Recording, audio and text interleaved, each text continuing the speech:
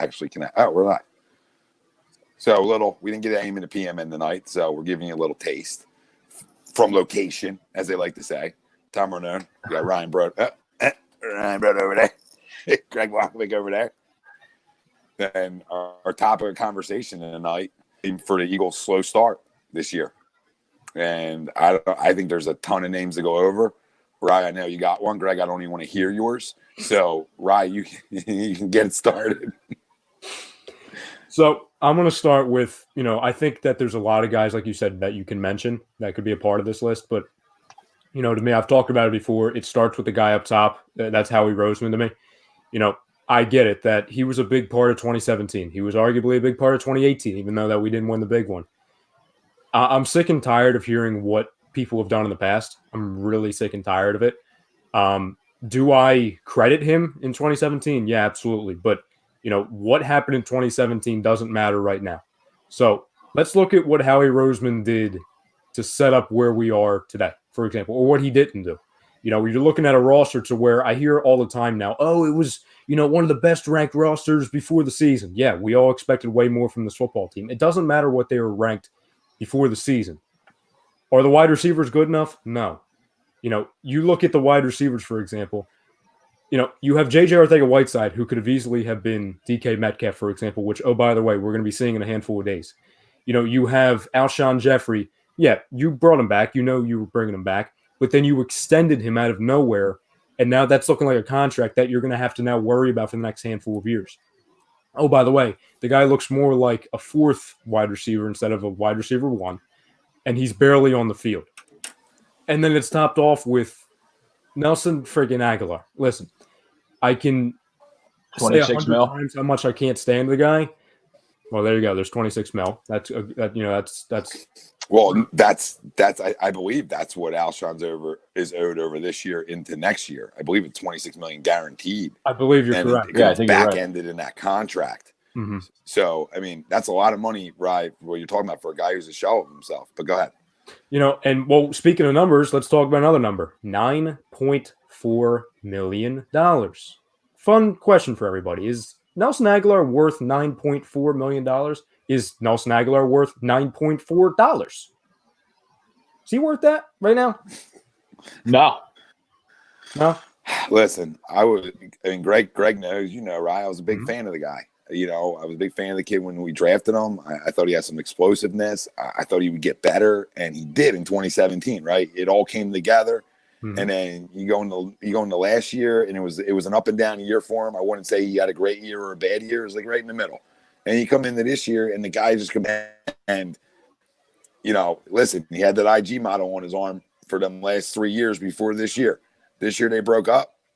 Isn't that because of him? Or is that because of her decision? But all I got to say is the confidence went completely down, and I haven't talked about it. I thought I would have a long time ago, but, I was a big fan of the kid. I thought he had that toughness to be able to respond to how his career started here. And to be able to have the 2017 he had, I thought that was going to be, the point where this guy was going to be a Pro Bowl-ish caliber wide receiver, because he put up the numbers in 2017 that led you to believe he was only going to get better. Mm-hmm. True.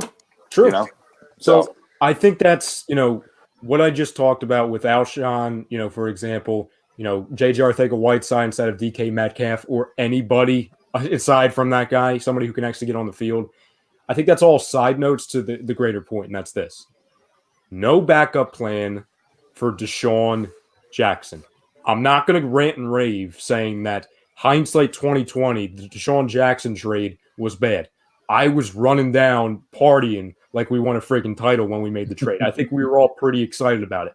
Did we have concern for trading for a guy who's, up in age and he's always banged up? Yeah, we knew that. We knew that there was more chance that he may be banged up for parts of the season. And by no means do I blame the injury on Howie Roseman. But as we talked about it, Tom, Greg, you and I talked about it numerous times. We talked about it on a lot of shows. We had weeks upon weeks to go out and get any backup plan. We didn't need to go the splashy move. I'm not saying you needed to bring in Antonio Brown or anything crazy. Just something to provide insurance in case Deshaun Jackson, who we saw in the only game we saw him play in an Eagles uniform this year, how big of a part of the offense it was. How big of a part of the offense it was to have somebody that can stretch the field. Don't give me that Nelson Aguilar can do that. Don't give me that, anybody, Miles Sanders, who's a rookie running back, can do it. Like, it's pretty bad that I have to depend on him to do that now.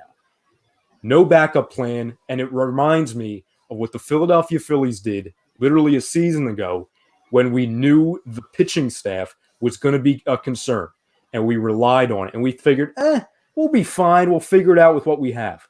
We know how that went. We know how this went now. So Howie Roseman, I think he got complacent, and I think he sat on his hands when he told the fan base numerous times this offseason, we're trying to win now. And I don't think he knows what he's going to be doing right now. So it's glaring. That's a good one, Greg. I'm gonna go Doug Pederson and the coaching staff. It's not necessarily on Doug entirely, but he manages that coaching staff. He's the head guy, calling the shots, running the show. Am I in the fire Doug mode? No, I'm joking with that. I poke fun about it because I used to be on that thing, but what it is. Like Rye, you said with JJ, can't get on the field. What guys have you seen step up and improve this year? We haven't really, developed any players this year to where they're helping and they're being impactful. And I'm not saying that's all on Doug. A lot of that's your position coaches, your coordinators, this, that. We know what Mike Groh is, right? We know he's an abomination as an offensive coordinator. But Doug is the top guy calling and leading those guys to get their players in a right position to succeed. And we just haven't seen that very consistently this year as we have in the past. You know what I mean? And so it's not like, I'm not sitting here saying he's got to be fired, but it's, if we're going to talk about being critical and who's to blame, a lot of this comes down to game day. And there's a lot of situations on game day where where all of us are like, what are we doing? What was that play call? What was that decision to challenge? What are you guys looking at that we're not, obviously seeing that are making you do this? And I guess Miles was a little bit banged up because, his usage on Sunday was out of character for basically being our only NFL running back dressed that day.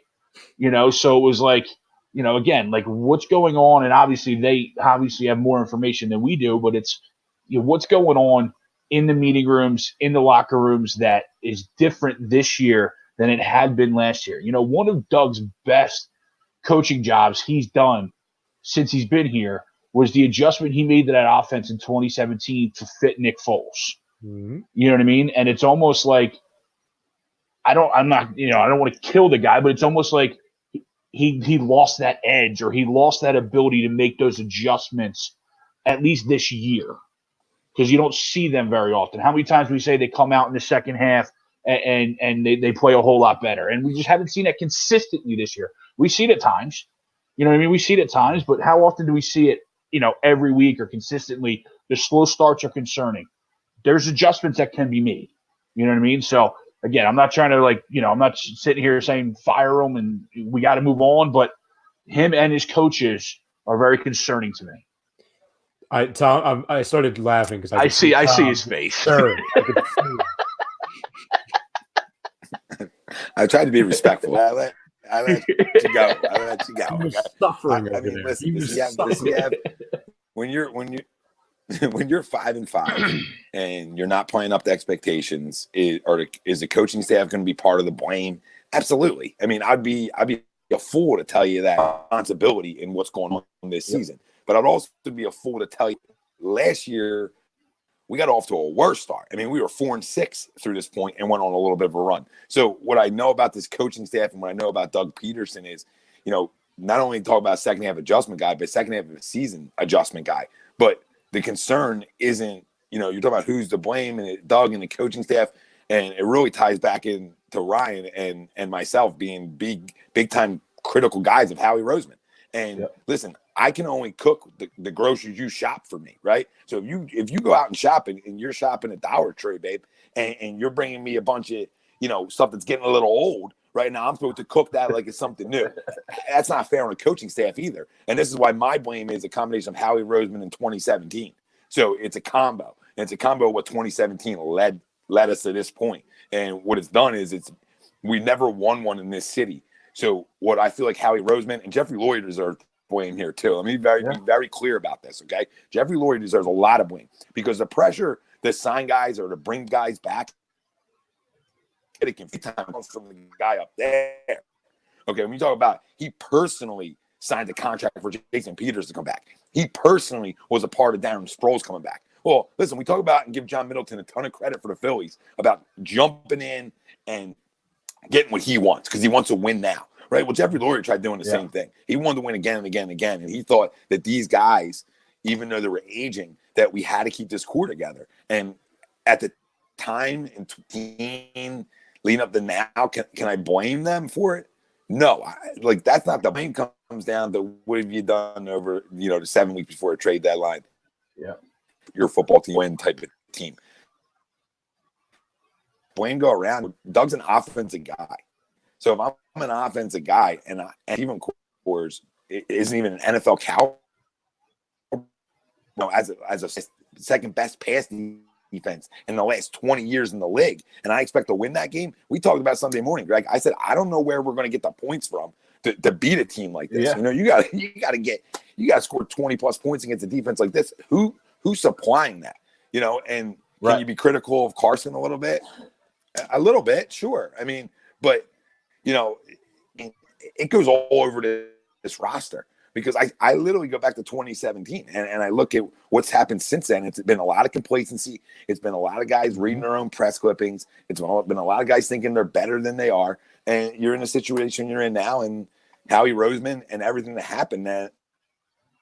It goes over, man. When you're talking about professional sports and you're talking about players getting better, right, Greg? That was your critique of Doug and his coaching staff. Well, how much is that on guys in the off season to get better? This isn't a big league baseball season where I'm with you 162. TAs and I'm with you throughout the year, yes. But to expect you at the professional level to get everybody better, that's not fair. Some of this goes on these players on what did you do to get better? I don't know. This gives me a headache, this conversation, because you can blame anybody. True. Yeah, no, there's a lot of blame to go around. around. Front office, you can blame us as fans. Part of it's on us, honestly. We win games and we're critical of our quarterback. We lose games, we're critical of our quarterback. What I'm getting tired of is this the same fan base that was back here in 2004 on, okay? Or 2003, 2002, when Don got in town. It's the same fan base, and it's a bunch of crumbs, okay? Because Donovan McNabb was a great quarterback here. But guess what we did to him? We wore him out. And if you dig deeper into Doug Peterson's press conference the other day, when he talked and was critical of Carson, okay, that tells me one thing if you read through the lines, that Carson can handle it, okay? Right now he can handle it. Is he going to be able to continue to handle this? Not from the coaching staff, from us as a fan base. Nobody. These are humans, right? Can you continue to deal with you're not good enough? You're not Nick Foles. It's all on you. It's all on you. It's all on you. I'm seeing the same replay as I saw through the early 2000s with Donovan McNabb and a bunch of guys on the outside that weren't good enough. But the difference between them years and this year, this league is different. This is a passing league. Okay, back then you get away without having wide receivers if you ran the ball well, your screen game was good, and other things like that, right? Well, you fast forward to 2019, you got to be able to throw the ball in this league. It's that simple. We can't throw the ball. So it's on Howie. It's on Mike Groh. It's on Doug. It's on whoever gave Mike Groh the promotion to be an offensive coordinator when the guy's always on his tail everywhere he's going. It's very odd that Jared Goff gets. Granted, it's his rookie year in 2016, but it's really weird that he takes a gigantic jump from 2016 to 2017. It doesn't look like the same guy. That's concerning. That's got to be something that's similar to do with Mike Groh.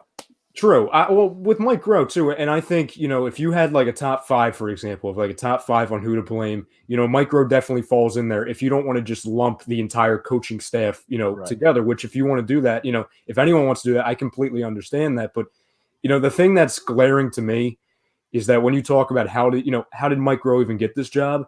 To me, and now it's become a meme, and it's it's almost a shame, and it's scary because now we're laughing at it, but really inside we're crying because it's the guy who's our offensive coordinator. Like, you would think in an interview process, it would come up like, "Oh, you were fired by your father? Oh, really? Christine, can you see this man out that front door? Like, that's not glaring to you? Like, you were fired by your father." like there's been 100 people like earlier on the show, a couple times, last night, people were saying like, oh, who do you want for offensive coordinator? And I made it very simple. Somebody who wasn't fired by their father. It's that simple. Because if you weren't fired by your father, at least you're better than Mike Groh.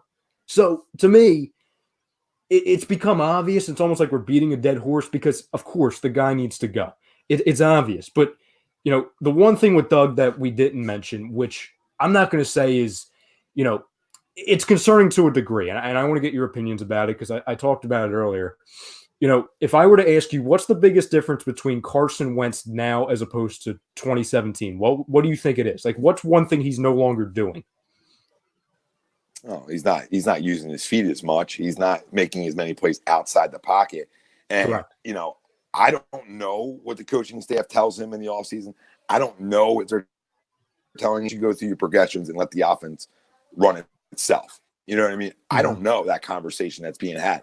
But I can tell you that, he definitely is using his feet more than he did last year, but nowhere to the level of guys that, make a ton of plays outside the pocket when you talk about Mahomes and Russell Wilson and Aaron Rodgers and, the list goes on guys who can extend plays in this league. Yep. That's a big part of his skill set. And it's the same thing we talked about with Donovan back in the day. I don't want him to stop running. Why would I want him to stop running? I don't want him to get hurt. Such a weapon. Like you can tell Lamar Jackson. Like, you think Lamar Jackson's never going to get hurt? He's going to get hurt at some point. Granted, he's 240. He's a moose. But at some point, the ankle's going to roll the wrong way. Yep. Something's going to happen. Now, at the end of the day, I'm not going to change that guy, man. I'm going to tell you, hey, that's 100% happening. But the most important thing to me this year was 16 games out of Carson Wentz. It was more important than a playoff run. It was important for a lot of reasons. And one, to get the stigma off your back. True. It'll play 6-4. Okay. But the bigger thing is now trust your body again and trust your body that it can get through a full NFL season and come back next year with another full off season, and ramp it up. So, the thing so I don't know if it's Doug, right? I don't know if it's Doug. Well, and that's fair. And you know what I mean? I don't know.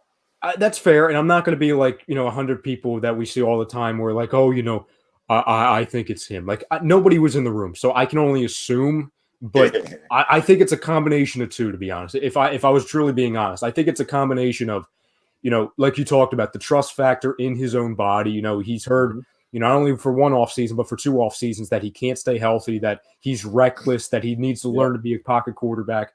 So I think it's a part of the maturity thing. And people get, frustrated when I talk about maturity because, he's not a rookie anymore. It doesn't matter. There's 100 guys in the league that have been in the league for years, but they're still maturing.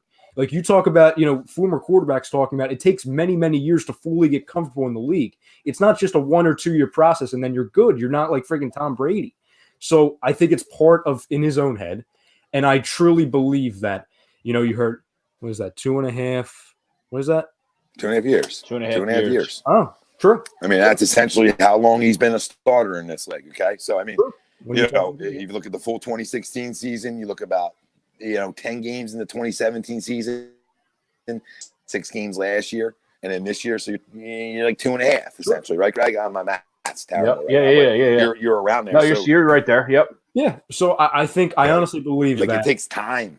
Yeah. Well, and I think, and Doug said this, Howie Roseman said it, the coordinators said it, earlier this offseason, in training camp, and we've heard it. We've heard it in interviews that, that they were going to have a conversation with Carson, about staying healthy. They said that. They said they were going to have a sit down. So I truly believe that they got in his head on, 5 years? Well, I thought that's where you were going to go to right there when you talked about they talked about it in the offseason. What Doug's talked about numerous times on how long it takes to master this offense. Yeah. I'm not making excuses for the guys, but it is what it is. I think, and true, I mean, you're climbing it. I've heard, speaking of 5 years, I've heard that, and these are, Jaworski's talked about, a handful of guys in this league have talked about it who are either playing right now or in the past that, 5 years is kind of that magic number to where, like, once you get to a certain point, it becomes like you're riding the bike. And Carson's not there yet. Sure, it's almost like I compare it to like the Ben Simmons thing. Like, he was a rookie, but he really wasn't a rookie because he didn't play, that whole thing. Like, sure. People could say, it's semantics, he's been in the league. But truly, if you want to talk about the games he's played, it doesn't equate to more than around, 2.5 years. That's facts. So to me, I think what happened was they made it a point to tell him, listen, you got to stay in the pocket more. You got to work on this. And the reason why I'm concerned is that's not why you drafted him. You didn't draft him to be a pocket quarterback. I don't want to compare him to Cam Newton because I think he's better than Cam Newton. He can be way better than Cam Newton later in his career. And I know that's saying that Cam Newton is a former MVP. I get all that because I'm sure that's going to get people stirred up. But at the end of the day, I think we all believe that he can and is right now or can be better than Cam Newton as far as his career. Cam Newton, as we've seen, they tried to turn him into he can be a top 5 quarterback. Mm-hmm. True. Absolutely. True. You know, and the other listen, that's a good comparison. Real quick. Mm-hmm. Cam's gotten worse though, real quick. Cam's regressed. Yeah. Right, Greg? Like Cam's regressed. Yeah. So like we always talk about it like when we coach and stuff, right? Like I don't care how you start, I care how you finish. Right. Mm-hmm. So you can start off your career great and you can go to a Super Bowl and win one and never go back for another 10 years. Well, okay. Then we're gonna be critical for the next 9. You know what I mean? Mm-hmm. I'd rather you John Elway me. You know what I mean? I'd rather you end with a couple. True. At least you're gonna have to do it the right way. Sure. You know, and listen, it's hard to win in this league. We know it as a fan base, but go ahead, Greg. I mean, I'll get into that after that. But go ahead. I don't want to. No, yeah. But I mean, real quick with the Cam Newton, I'll just give him not a slight pass just because he is coming off a shoulder injury. Mm-hmm. So at least this year throwing the football. But your comparison is great because part of what Carson, when you ask the difference between Carson is it is the mobility and to be able to get out of the pocket. Now he's adjusting his reads and his vision, and he's not quick enough right now to make those quick reads or those quick throws that might be there, but he's so ingrained because of this discussion that happened that he's got to go through his progressions instead of seeing what the game is providing him and reacting because he's a football player. True. You know what I mean? And I think some of that is stunted I wish I was because of maybe this conversation. True. No, I mean, what you said spot on. Yeah, and the real quick, because I can go on a friggin' hour tangent about this whole thing, but just to make matters very simple, my point in all this is that, if they're truly trying to make him a pocket quarterback, that's where I'm concerned. Because then you're not going to see Carson Wentz. You're going to see Carson Wentz sometimes, but then you're going to have conversations like this. To me, truly, and this is not taking pressure off of him. This is not making excuses. This is legitimately the reason for it. The reason why the reason for the struggles, if people want to get mad when we bring up weapons or game plan, strictly him. I promise you. And Doug, if you're listening, Carson, if you're listening, anybody who's listening to this, if he begins to leave the pocket again, like we saw in the Bears game and like we saw in the Bills game. Oh, by the way, there were 2 straight victories, by the way, just throwing that in there where you're actually scoring some points, like against the mighty Bills defense that we put up 31 plus on, for example. In the first half where Carson Wentz is getting out of the pocket. If Carson Wentz is now allowed to leave the pocket, listen, is it going to increase the fear of mine on, oh, God, Carson's moving, oh, God. Yeah, but that's why we love him. In 2017, it was the thrill ride, obviously. But if he's leaving the pocket, number one, he's going to extend the plays to where, for example, this Sunday when Lane Johnson's not going to play and you have Andre Dillard on one side and probably Vitae on the other when Jason Peters gets hurt for the 1,000th time, he's going to be leaving the pocket.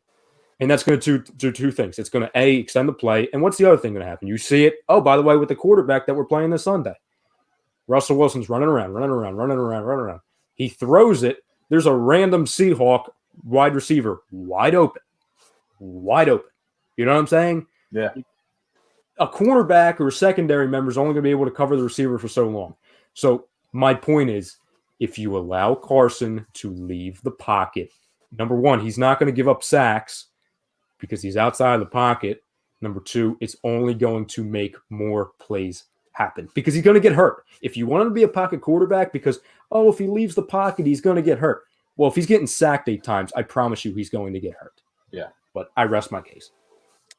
Oh, yeah. I mean, I said it the other day. I wish I did a show this week because, I don't think a lot of people understand the game of football. If you put Patrick Mahomes in this offense on Sunday, he's scoring 10 points. I just want to be clear with everybody for a second right now, okay? I want people to understand that when Tyreek Hill went out Sunday night, okay, or Monday night, whenever the hell they played, okay, it looked like the game looked completely different. Did it not? Patrick Mahomes looked like a completely different guy. So, I'm so sick and tired of people thinking quarterbacks in this league can get away with not having weapons. I mean, I ask people, give me 2 or more. You want to tell me Brady? You can go pound sand, okay, because he's had a bad year. All right, let's be clear. He's had of mid-year because he doesn't have a legit weapon. Okay, then you're going to tell me Russell Wilson.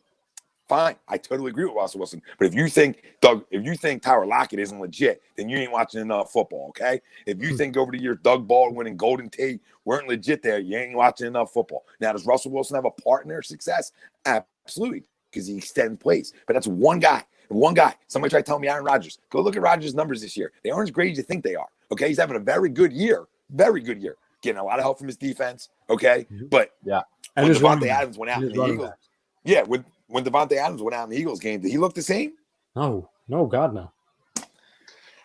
You can't spend the money like you did on your franchise quarterback and not do everything in your power to not surround him with as much talent as possible. I thought they did that this offseason, but once guys started going down, the aggressiveness wasn't there. Ties in the rise point. My point that we've been yelling and screaming is since week 2 is why is he sitting on his hands? We're in win now mode. That's your decision, not ours. Okay, we're in win now mode, which I'm a big fan of.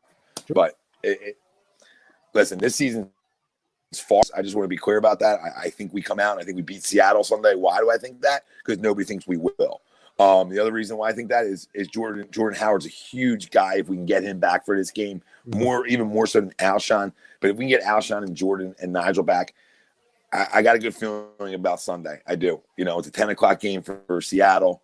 It's a regular 1 o'clock game for us, essentially, in terms of, how the brain works and the body functions. But I think we win. And I think we get to 6-5. And I think there's going to be a different tone around this city following this game. There's going to be a lot of people back on the bandwagon. I think Carson has a really good game this week.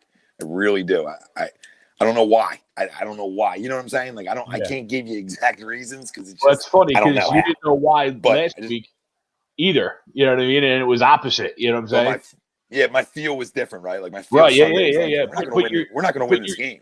You were asking the same questions. How do you score? Why do we win this game? How can we win this game? But you're right. Your feeling is different this week.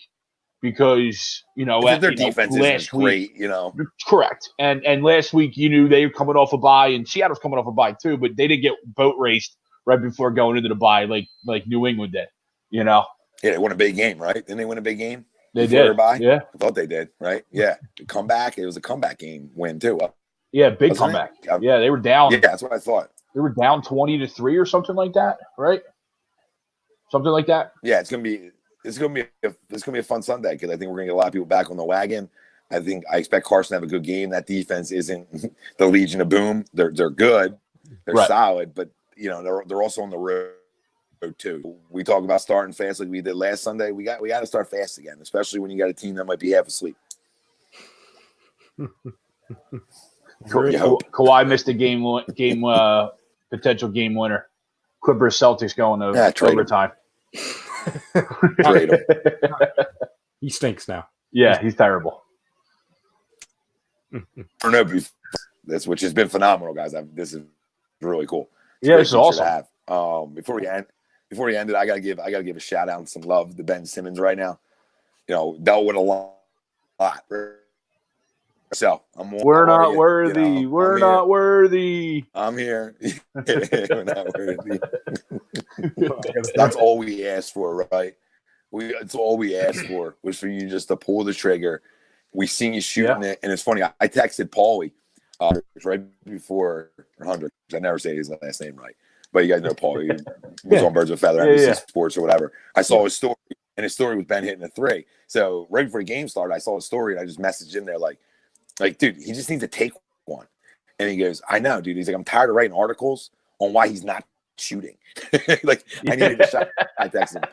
Talked it into existence. But, I just think it's funny that the guy literally was like, dude, I can't keep writing articles defending him not shooting. I need him to shoot the ball. And he's so right, too. And that's all we asked for. You can't keep going game after game without even attempting. You make it's one thing, but attempting, you're absolutely correct. It gets old. Listen, Tom, to pull back the curtain a little bit, I told you what was it, yesterday? I told you, I'm like, dude, if Ben Simmons doesn't shoot or they lose to the Knicks, you're going to see a video from me crushing him. And look what happened. I don't even do that video now. I can just. He was scared of you. He was scared of you. He heard it. Facebook's watching. But listen, I mean, I didn't get a chance to watch the game. Like I was there, followed along, through apps and stuff. But I saw that they were just kidding me right now. Like, are we serious? And they called back and they did it or what happened. But to be able to fight back and win that game, granted it's the Knicks, I get all that. But good win tonight, and the ability now for people to start having to respect it a little bit. That's all we talked about. Because the second I got to come get a hand in your face, and boom, now I can get to the hole all day. So I'm jacked even up easier. for it. Very true. Absolutely. No doubt.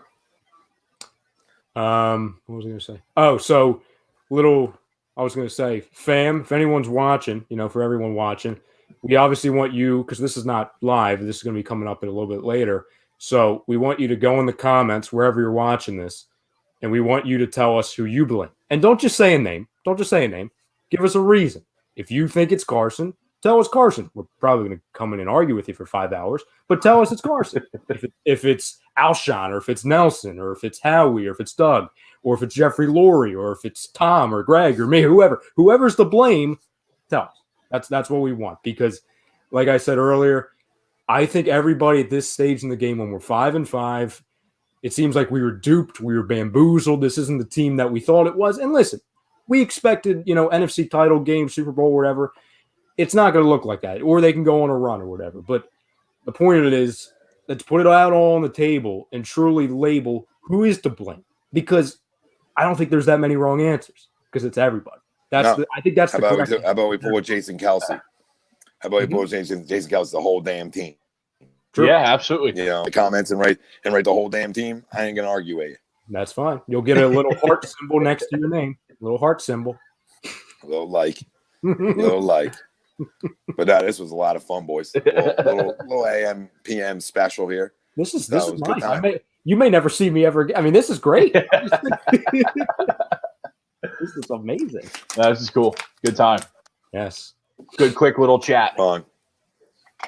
Go Birds. Later. That's all I got. Later, boys.